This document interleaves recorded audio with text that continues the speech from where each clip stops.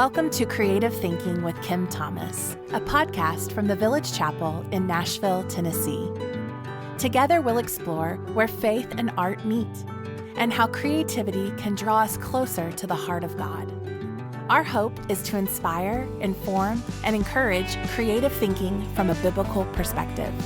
For show notes, resources, or to learn more about our ministry, visit thevillagechapel.com.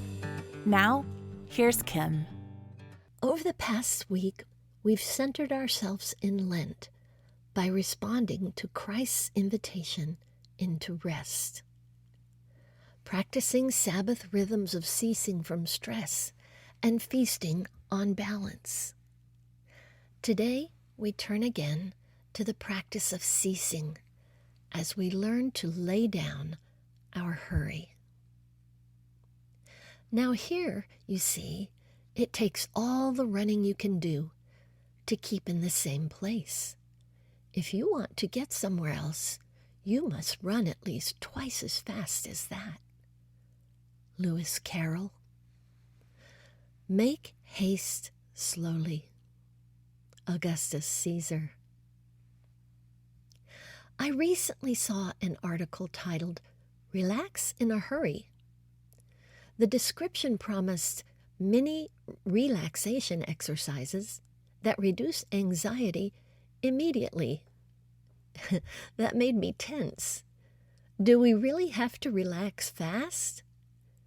We live under the constant whisper of a voice that says, faster, faster, faster, as though speed itself were a virtue, as though we could actually save time, store it up today, and spend extra tomorrow. But time doesn't work that way. Every 24 hours, the reset button is pushed.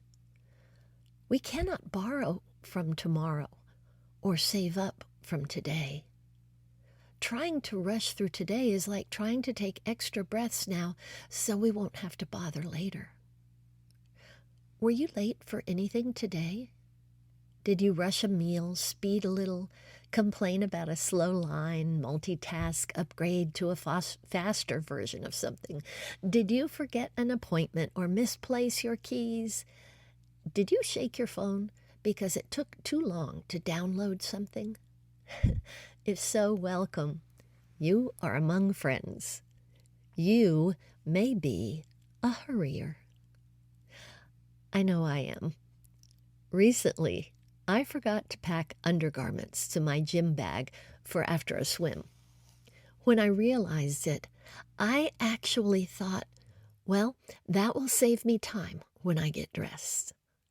I am a perpetual hurrier, declaring myself the victor over each minute saved.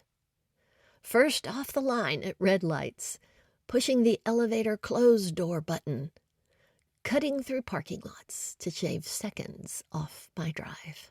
Oh, how clever I am. Sunday mornings are no better. I rush out the door hoping for my shoes to be matched, only to realize I've forgotten my Bible. Harried and grumpy, I arrive and thrash my way through worship.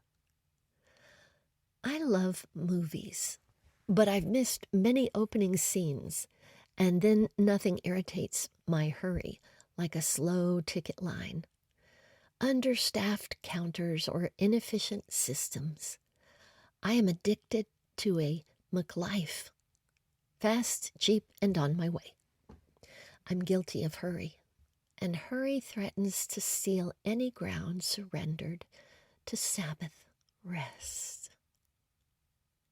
Gandhi said, "There is more to life than merely increasing its speed.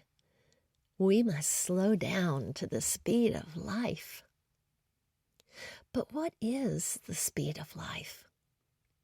Human gestation takes 9 months. An elephant's takes nearly 2 years.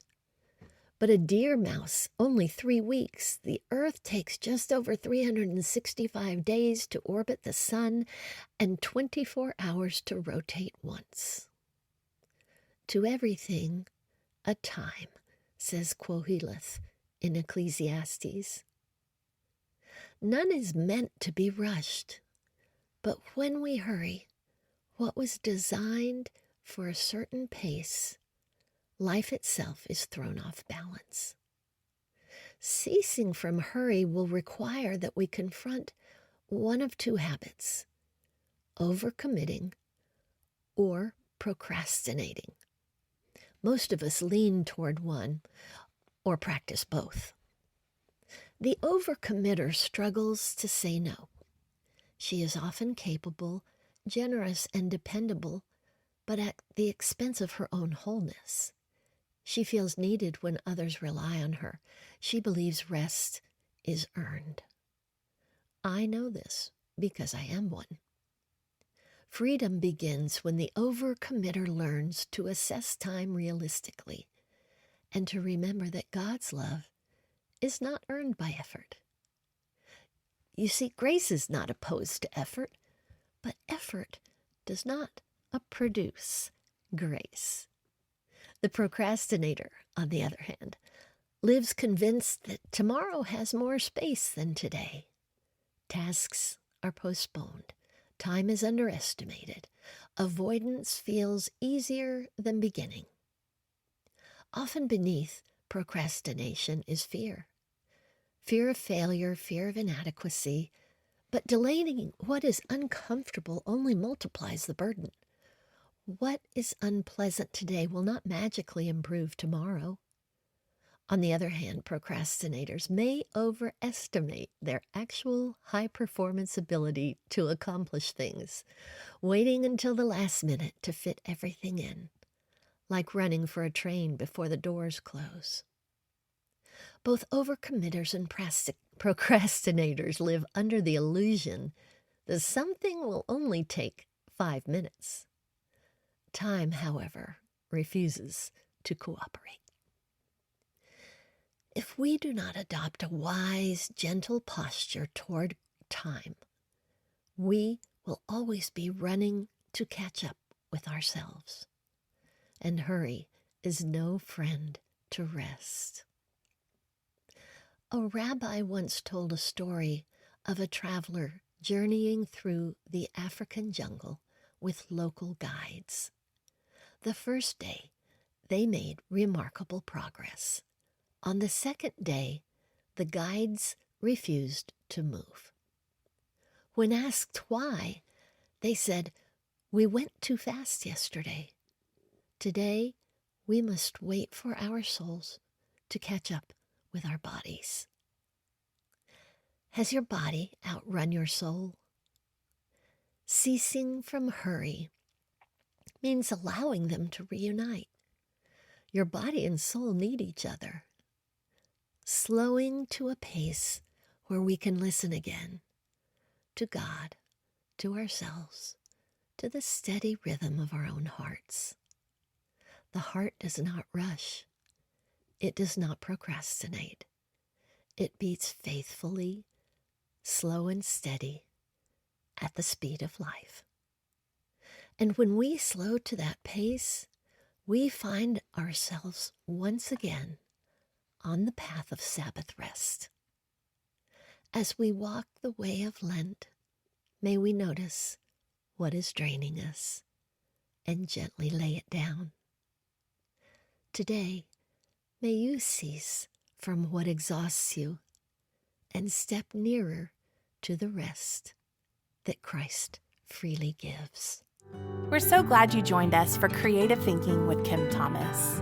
If today's episode encouraged or inspired you, share it with friends or family, and be sure to subscribe and leave a review.